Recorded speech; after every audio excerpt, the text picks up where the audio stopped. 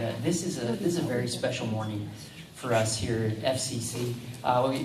It's Family Christian Center, but we just say FCC. But this is a church that's been around here for a while. If you're a guest with us this morning, this is a church that was founded in 1923 here in Ellensburg. And my family and I, we've been here 6.5 years as the pastors. And it's been a real honor to be able to come and to begin to just dream and believe for what God wants to do next in the great heritage that this church has had over many years. And so part of coming into an established and aging church is recognizing that there are some folks that have been there for a long time, that have invested a great number of years in what Jesus is doing in a place. And nearing 100 years now, this church has some pretty incredible history and some pretty amazing families. I made it a point when God saw fit to bring my family and I here to Ellensburg 6.5 years ago, I made it a point to try and become a history of this place, or a historian of this place, to learn the history of this place and the people that have put this congregation here in this community back in 1923 and the decades that have followed. And some of those people were still here for a few years after we came. And so I got to meet some of those people like the Bennett family and different people like that. And this morning we have the privilege of being able to honor the memory of an incredible woman who was a part of this congregation for many, many years. And so I understand this morning that most of you will not know who Doris Reardon was. Most of you. This congregation is almost completely new in the last 6.5 years, so most of you don't know who Doris is. And so this is not a memorial service this morning. The family and I have talked about that, but you need to know who we're talking about here this morning. And so if you'll indulge me for a minute this morning, I want to introduce to you Mrs. Doris Reardon this morning. I think we have a picture on the screen of Doris. Doris was in her 90s when we came here 6.5 years ago. And I just want to take a moment to read Doris's obituary this morning. I've got all kinds of things that I have to get fanned out here over the next couple of minutes, but let me just take a minute to read Doris's obituary so you can understand who she was and her life and her legacy. Doris Birch Reardon, 96, went to be with the Lord on Sunday, August 6, 2017. She passed peacefully in her sleep. Doris was born December 29, 1920 in Whitetail, Montana. She was the third of 10 children. The Birch family moved to Orville, Washington in 1932. Doris attended and graduated from Orville High School. She met Oscar Reardon in Orville, and they were married in Tonasket, Washington in 1939. They moved to Bremerton in 1941, and then to Ellensburg in 1943, where they farmed and milked cows. Doris enjoyed gardening, quilting, and sewing, cooking, taking care of her children, and entertaining guests. In 1959, they bought the Coffee Cup Cafe in Ellensburg, where Doris was the chief cook and bottle washer until 1968. She made pies and soup from scratch on a daily basis. They continued to farm in the Kittitas Valley until 1981 and enjoyed lots of traveling during retirement. Doris lost her soulmate, Oscar, in 1995 due to cancer. She continued to travel to several world countries with her daughter Betty and other family members. She really enjoyed their travels together, and she was a member of the Ellensburg Assembly of God Church, this church, for decades, and was an active member of the Women's Missionary Council. She really enjoyed the weekly meetings with the ladies. Doris and Oscar had 4 children: Eugene, Iris Reardon, Virginia and Orville Woolard, Betty Reardon, and Dawn and Fran Reardon. Doris was preceded in death by her husband Oscar, son Eugene, daughter Betty, grandson Brad Woolard, brothers Glenn, Dwayne, Lyle, Lindy, Roy, Gareth, and sister Elmore Spanton. She is survived by her sister Vivian Emery, brother Wayne Birch, daughter Virginia and Orville Woolard, son Don and Fran Reardon, daughter-in-law Iris Reardon,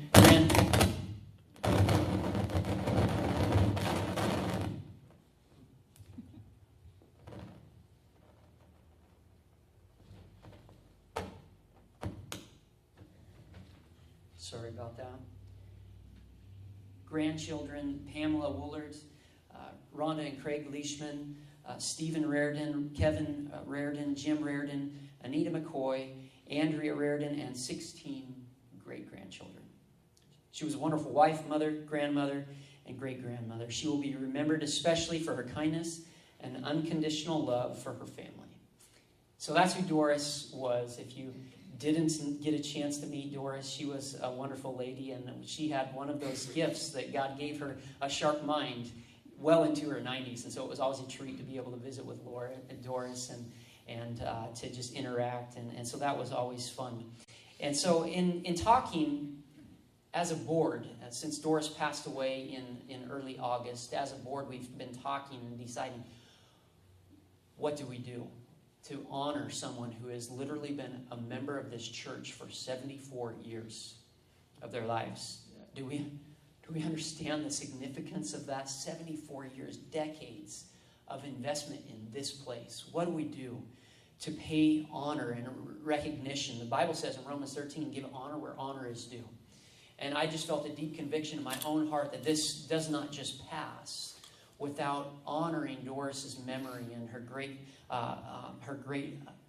faithfulness to the Lord here in this place. And so I've been talking with the board and specifically Melba Hart, who is here this morning, who is a great friend of Doris's for many years. And Melba, of course, is one of our board members. We've been talking about what to do to honor Doris and to honor also in some ways her husband Oscar, who are a part of Family Christian Center since they first moved here 74 years ago. And over these decades, Doris and their family were incredible pillars in this church. Do we understand the heritage that they have laid in this place? Before this building was even built in the 50s, they were a part of this congregation down in the old building in what is now Johnson's Auto Glass. They were a part of this church clear back then. This is a foundational family in a lot of ways for many decades in this church. And what do you do when someone like that goes on to their great reward? And so we have made the decision today to pay some special recognition to Doris and extend that to her family today. And so I'd actually like to invite Rhonda Leishman if she would come, Doris's granddaughter, and if she would just share a few memories. Rhonda is one who grew up in this place. And so, Rhonda, would you just share for a minute some of your memories of your grandma and your grandparents and just their faithfulness and what they meant to you, to Jesus, to your family, and to this church? I sure will. Welcome, Rhonda. Thank you. Well, I'm not sure how I get roped into this, but I'm going to go ahead and do my best. Thank you, everybody, for this tribute to my grandparents. They were pretty special, and I promised my daughter I would not cry, so I'm going to do everything I can not to. When we received the email from Coach Rosen, because Coach Rosen is my daughter's cross-country coach, and he has been a blessing to our family all year long during cross-country, and it's been a blessing to all of us to get to know him. But when we received that email from him that he was going to honor my grandma, I and all of us were very humbled. We knew how special she was. We know how special both of them were, but not always does everybody, notice that and recognize that and give tribute to that. So we're very, very thankful for that. Doris was a one of a kind, as was my grandpa. I'm going to try to paint a little bit of a picture of what we personally knew them as, but they were a daughter, a son, wife, husband, grandma, granny to the great-grandkids called her Granny. So that kind of stuck as her name at the end of her life. But aunt, uncle, wonderful friend to many. I look out here and I see a few familiar faces, not a lot, but Melba and my grandma were very, very close. Melba was there for her to bring her to church when she was unable to bring herself. She's been a blessing to our family also. But, the biggest thing that I look at my grandparents back at my grandparents and see as the whole family is that they were faithful children of God. This church, as I look up here, that was our forbidden place that we always tried to get to, was the top up here in this little area. If we could sneak up the stairs and be really quiet, then Grandma and Grandpa might not know that we were up there, and we could actually pretend that, we were there on good terms, but we really weren't. And also this baptism pool, whatever it's called. I don't even know what it's called, but we called it a pool. It was really cool to play in. We were here many, many, many hours. As my mom has said in some of the memories that we have talked about, the hours that they stayed after church as Grandpa talked and talked and talked. He was a very, very big chit-chatter, and when that was over, sometimes they'd go to friends' houses, the Bennetts, and play checkers till 2 or 3 in the morning. So it's the memories that this whole building, for me, the whole church building brings is huge. I thoroughly enjoy the updates and things. They're very, very awesome. But the memories of the whole church itself has been, lots of them have flooded back. My grandma was a pie baking lady. She could bake pies, and every time we had any kind of a family gathering, she was asked to bring pies. But the problem is, she never really let any of us figure out how she made those pie crusts. So we are stuck with store-bought pie crust because we've tried many times to figure it out. And towards the end of her life, she would still come and we'd have an apple pie baking day of 20, 30 pies that we would make and freeze them. And Grandma would make the crust for all of them. And towards the end, we tried to really get her, but she really couldn't tell you. There was not really a rhyme or reason to her recipe, but it was always wonderful. And so when I think back on a lot of our memories, it was baking and her sewing and, lots of different things that she did for different people, for the missions and things like that. And I'm going to let him touch on that. The gardening and canning that is kind of a lost art now was a huge part of our lives growing up too. And I know my mom and Dawn's also, that the garden was, what would you say, half as big as this room? It was a very large garden. My grandpa would take his tractor and plow it up with his tractor, and she would plant it, and she would tend to it and can it and everything else. So just the things that we have for memories that when you start thinking about it, you kind of just go along with your everyday life, and not always do those memories come back until you sit down and actually talk about them or actually read something or see a picture.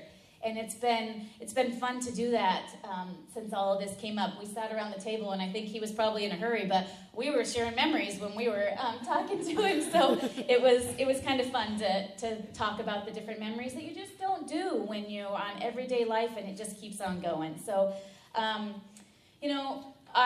just want to say thank you for this. This has been pretty humbling for all of us, and a very, very awesome thing to do. And kind of in a nutshell, our family has we have big shoes to fill to carry on the legacy that my grandma and grandpa left for us in many aspects of life. So just want to say thank you again. Thank you. Wow. And I would say, I think we all have big shoes to fill in one way or another, as we've had some pretty amazing people have gone before us. So Oscar, Doris's husband, served as a board member for many years until his passing. And eventually, maybe you didn't realize this, Doris, probably I'm assuming in her 80s, became the first, that we're aware of, the first female board member in this church's history, Doris Reardon.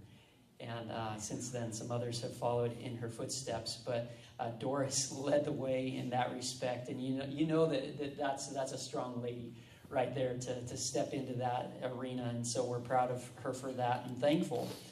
Doris did much more than that, though. She was the head of the women's ministry here for many years and did so much to serve the ladies of this church and the missionaries around the world.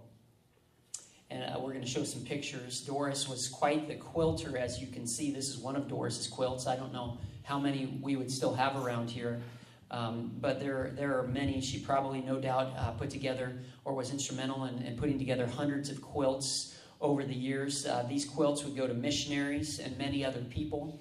And then from there, she would also had a knack for refurbishing dolls, I'm told.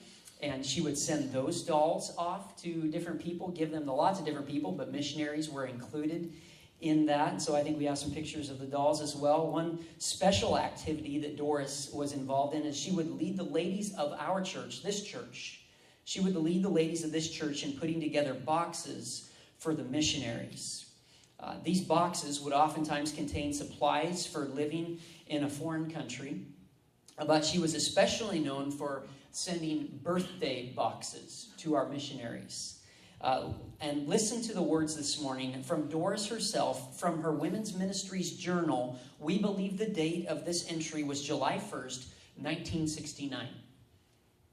Virginia shared this with me just a week ago, and here's what Doris wrote after a Women's Ministries gathering. Our business today was mainly boxes for the Buntains. The Buntains. Let me just stop for a minute. You're going to find out who the Buntains are in just a minute. But the Buntains, Mark and Huldah Buntain, are some of the legendary Assemblies of God missionaries that we've ever had. That they started a ministry in Calcutta, India, and they came right here from the Northwest in the state of Washington. And so Doris, back again, 1969, our business today was mainly boxes for the Buntains. We're sending them vitamins, glad flower arrangements. I'll have to have somebody tell me what one of those is at the end of the service today. A glad flower arrangement with Sister Buntain's birthday gift and 2 cake mixes for her birthday cake. We are also getting their Christmas dinner box started. And so Doris would lead the ladies of this church in putting together boxes for our missionaries that were literally around the world. And this was, even today, our missionaries still don't have get to experience some of the things that we have. I've got friends on the mission field in Africa, and they get excited when they find the tortillas in the store. And this is, the 21st century. And so, back in the 50s, the 60s, the 70s, these things were non-existent for our missionaries. So Doris and the ladies of this church, she would spearhead the ladies of this church putting together those kinds of boxes. Well, there was one lady she would put at the end of each of those days who attended that day. And I couldn't find a list of the people who attended that particular day, July 1st, 1969. However, just 2 weeks previous, I found a list of names of those who attended, and one who attended that day was our own Melba Hart. And so Melba has been a friend, and Melba, if you'll join me now. Melba has been a friend of Doris's for many, many years, as Rhonda mentioned. And she could probably tell incredible stories, and I've invited Melba to come and tell a few stories of not only her personal memories from her friend, but also as Doris led ministry here in this church. Thank you. I've had to scratch out a lot of my notes because they've already been covered, which is excellent. I don't want to repeat them. But it's an honor and a privilege for me to share things in Doris' life that led me to stay. She was truly an amazing woman of God. And I'm reading because up here, and you get to be my age, sometimes your thoughts just fly right out the door. And I'll look standing up here, what's next? So I will read it if you don't mind. I first met Doris and Oscar and family here at, it wasn't a Family Christian Center, there was Ellsberg First Assembly of God in 1960. And I've known her for about 57 years. And then I had some, but I had to erase that because you told it. Where's your connect, Pastor? Doris spent hours writing and encouraging our missionaries. She truly had a heart for missions. She was content, whatever was going on in her life, was bad or good. She went through some difficult times, but her strong faith and trust in God lifted her up. She never turned to the right or to the left. She just took a straight course. She was just consistent in her life. And I just admire that so much in Doris. And she was such a mentor to me as a young person. I never heard her say a bad thing about anybody. And I really was amazed by her. Now, she was very brave and very courageous. She would fly by herself to Pakistan. I have the city, but I can't pronounce it. Why did she go? It was to visit her daughter. Betty was a missionary nurse at the Bach Christian Hospital. She was quite the international traveler, flying in and out of these big airports all by herself. Of course, God was always with her. On one trip, she stayed in Calcutta, India. She stopped in Calcutta, India, to visit missionaries Mark and Huldah Bontaine. Her and Huldah became good friends. Bontaine's ministry was called the Mission of Mercy then, and it was very, very big. They have a big feeding program, they have a school, and they have a hospital. From Calcutta, Doris would continue to Pakistan to visit Betty. Not sure how long she'd stay. Then she'd fly home all alone. And you should have heard some of the stories she'd tell. I won't go into those. She was quite the adventurer. She had a good sense of humor, too. She had to put up with us guys. Now, this is a little bit further along in her life. Betty's time in Pakistan ended, and she returned back to the States. Later, Betty became involved with the nursing program at Northwest College. It was called then, now it's university. And it was in Kirkland. She would take a group of nurses over to India, Calcutta, to Bontaine's hospital, and they would help in the hospital. And of course, Doris went with Betty, and so here she goes again. I don't know where she ever stayed home. Oh, she did. Doris was an excellent seamstress.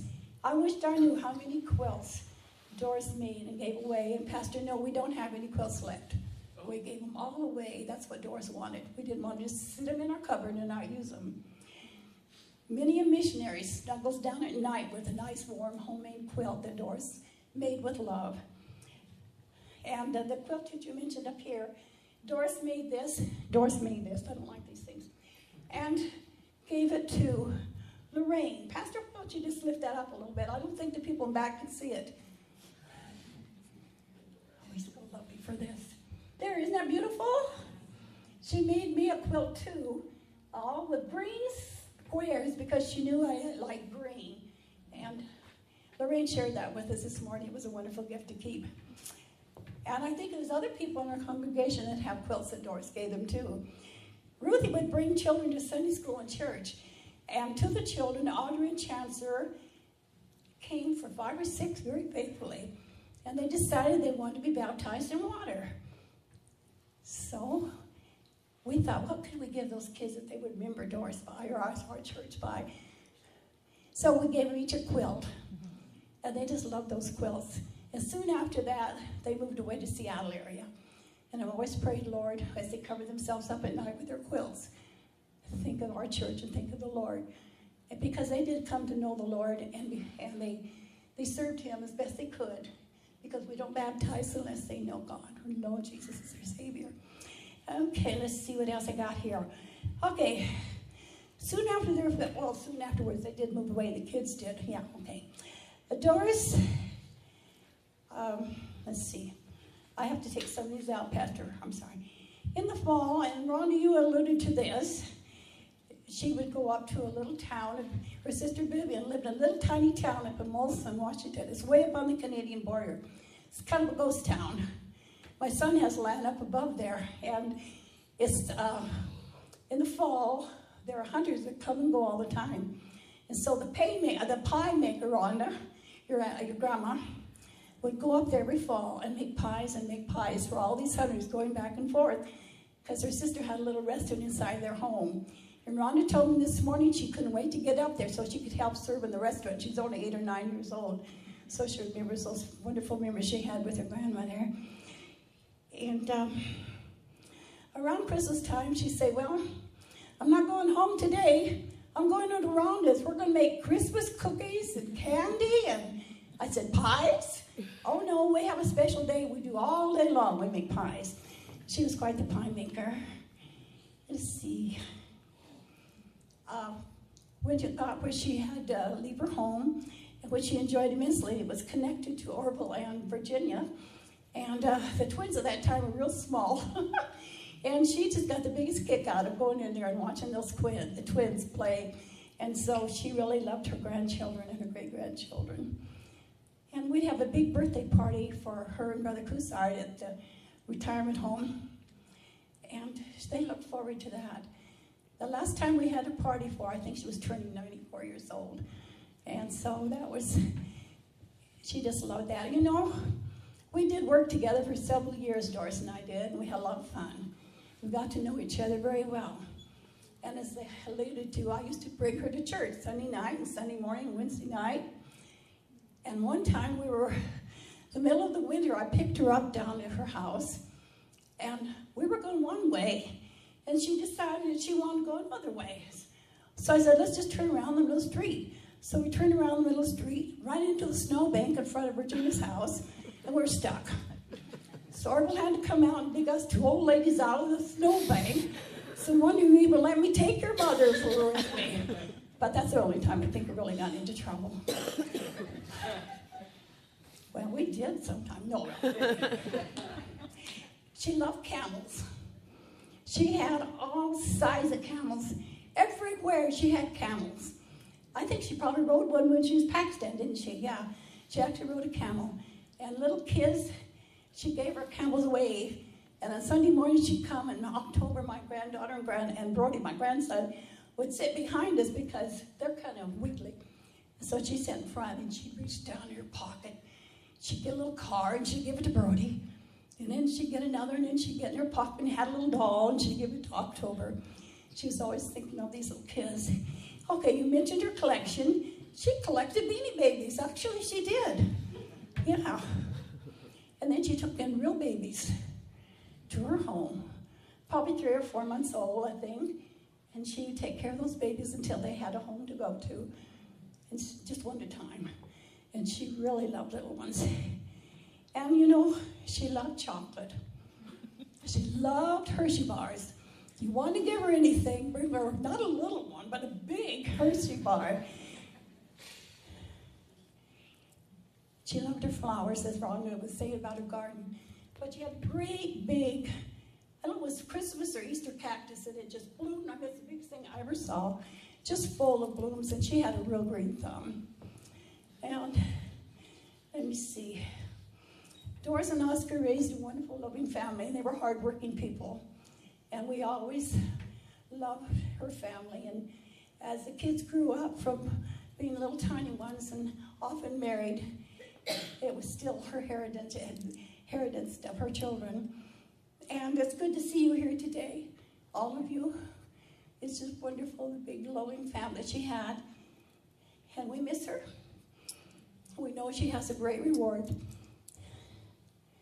And I would just say this, she was steadfast, unmovable, always abounding in the work of the Lord. And that was her ministry here. And I want to say one more thing about Oscar. If you're a sports fan, we had him on our baseball team at 70 years old. He was our pitcher. And we were a winning team. So, anyway, that's my thing. I loved her so much. Thank you for letting me share. Thank you, Melba, very much. Yeah, so lots of stories to be told. And so as Doris passed away in August, we began talking as a board, what do we do for someone who invested 74 years of their life here in this congregation? And we made the decision that we wanted to do a tribute to Doris and to give a memorial gift in her honor. Melba and I just started talking and said, who do we give the gift to? We kind of talked with Virginia, and we weren't quite sure, and Virginia didn't necessarily give us a straight answer, and so we just thought, let's give it to Mission of Mercy. Let's give a $500 gift. And so this morning we're going to be presenting the commemoration of giving the $500 gift to the Mission of Mercy. It's called Calcutta Mercy in Calcutta, India, that we're going to be giving as a church. And Calcutta Mercy is a mission started by the legendary missionaries Mark and Huldah Buntain in 1954. Calcutta Mercy was a ministry that Doris knew and well loved, as you've already heard. And she and her daughter Betty even visited Mercy on multiple occasions, taking nursing students, as Melba has mentioned, from Northwest University Buntain School of Nursing. And it's been my privilege, with Virginia's help, to be able to communicate with Huldah Buntain herself. Now, you have to understand, in the Protestant world, Huldah Buntain is as good as Mother Teresa in the Catholic realm. Huldah Buntain is like an absolute legend. And so Virginia kind of sent her off an email saying, hey, the church is doing this for my mom. And so next thing I know, I get an email in my email account from Huldah Buntain, and my jaw about dropped to the floor. I'm like, are you kidding me? I mean, she really is. She's a legend. And she was friends of Mother Teresa. And so anyhow, I got this email. We've been conversing. And through it all, Huldah Buntain has written a tribute today as well that I want to read in honor of Doris. And it reads as follows. It says, I was happy when Pastor Rosen emailed me regarding having a memorial service to honor my dear and wonderful friend, Doris Reardon. When Mark and I were young evangelists, we had the privilege of going to the Ellensburg Church for special services a number of times, and also had the privilege of meeting Doris. On one of these occasions, Doris, knowing that I was expecting my daughter Bonnie, by the way, I think Huldah Buntain is like 85 to 90 right now. On one of these occasions, Doris, knowing that I was expecting my daughter Bonnie, organized a large baby shower for me. I was so surprised but very grateful for the many beautiful gifts the lady so kindly gave me. And this would have been like around 1950 that this happened. When Mark and I went to Calcutta, Doris kept in contact with me. She also had the Women's Ministries group send us many food parcels, which were so appreciated and never forgot us on our birthdays and on Christmas. I was so happy when Doris wrote that she would be going to Pakistan to visit her missionary daughter Betty, and was going to visit us before taking the flight to Karachi. What a wonderful time we had together, and enjoyed her visit so much. On her return to the States, Betty accompanied her mother to Calcutta, and it was wonderful to have them both with us. When they arrived, we were just commencing our hospital school of nursing. Betty, being a nurse, was a tremendous help to us at that time. It is difficult for me to caption all of my feelings in sufficient words, as Doris was one of the sweetest and most generous friends I have ever known. In our first years in Calcutta before emails, her letters were such an encouragement. Commencing the Calcutta ministries in those early days was very difficult. I wish that I could be present today to honor my dear and wonderful friend. However, listen to this. This is not possible, as I will be leaving for Calcutta in a few days. My thoughts will be with those that gathered today to honor Doris's memory, as well as with her daughter Virginia and her granddaughter Rhonda. You two were the ones included in the email. Doris not only left a legacy for her family, but also to the church. I will always remember Doris as one of the dearest friends who has gone on to her great reward. Doris' investment in the many lives that she blessed and touched, including mine, will never be forgotten. I will always remember Doris as one of the dearest friends. Actually, I already read that line. Thank you, Pastor Rosen, for having this memorial service today in honor of this precious and wonderful lady, Huldah Buntain. And so we are blessed today to be able to make this gift of $500 in honor of Doris Reardon to Calcutta Mercy and the ministry that Huldah Buntain and her husband Mark started way back in the early 1950s. Through this ministry network of the Assemblies of God in Washington and the Panhandle of Idaho. And so today, I want to just share with you for a few moments, what is Calcutta Mercy anyway? Since its inception, Calcutta Mercy has strived to feed, educate, and medically assist the poor of Calcutta, India. On her visits to Calcutta, Doris got to see their ministry in action. In just one calendar year today, Calcutta Mercy makes more than 7 million touches with the gospel of Jesus Christ through 3 main areas. Melba already mentioned some of these. And so Mercy, first of all, they are involved in an education program. And these are pictures that Doris herself took when she was there. Mercy currently supports more than 100 schools. These schools represent a total enrollment of more than 32,000 students. All this while India is the home to the largest illiteracy population in the world. More than 237 million adults cannot read or write. And Calcutta Mercy is changing children's future. They also have a medical program. Mercy provides medical care to 100,000 men, women, and children. You know what? I skipped the first one. They have a feeding program. I apologize. From 17 different distribution sites, Mercy is providing more than 60,000 meals each week to men, women, and children. They are bringing hope and help in the area of the world where more than 7,000 residents die of hunger every day. And then the medical program. Sorry about that. The medical program provides medical care to 100,000 men, women, and children across Calcutta every year. And 40% of that treatment they provide free of charge. Diarrhea still is the number one killer of children in India. Infant mortality is very high due to limited or unavailable newborn care. Those who survive childhood have an average life expectancy of only 65 years. The scripture that has driven Calcutta Mercy from its inception back in the 50s is from Micah chapter 6, verse 8, and it says this: "He has shown you, O man, what is good. What does the Lord require of you? To act justly, to love mercy, and to walk humbly with your God." And so at this point this morning, I would invite, I think because we'd have a huge crowd, we could take bigger pictures after, but I'm going to invite Virginia, Dawn, and the grandchildren, just the direct grandchildren. So I think, am I wrong? Is that Rhonda and Pam? Okay, so you four, if you will join the board and I up here for a minute, we have a presentation that we would like to make to you. You can see on the screen overhead. We've taken this picture of Doris and Hulda and we've framed it and we've made a presentation and it reads as follows. And so Melba and Phil are coming. You guys can go ahead and stand right here. And it reads as follows: "In loving memory of our friend Doris Raridan, and because of her decades of faithful service to the Lord, Family Christian Center of the Assemblies of God today gives a memorial gift of $500 in Doris's honor to Calcutta Mercy." Calcutta Mercy, again, is a Christian organization striving to feed, educate, and medically assist the poor of Calcutta, India.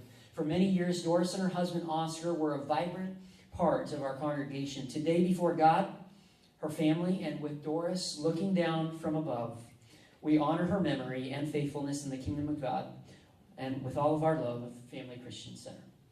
This is for you guys. Can you give them a hand of thanks?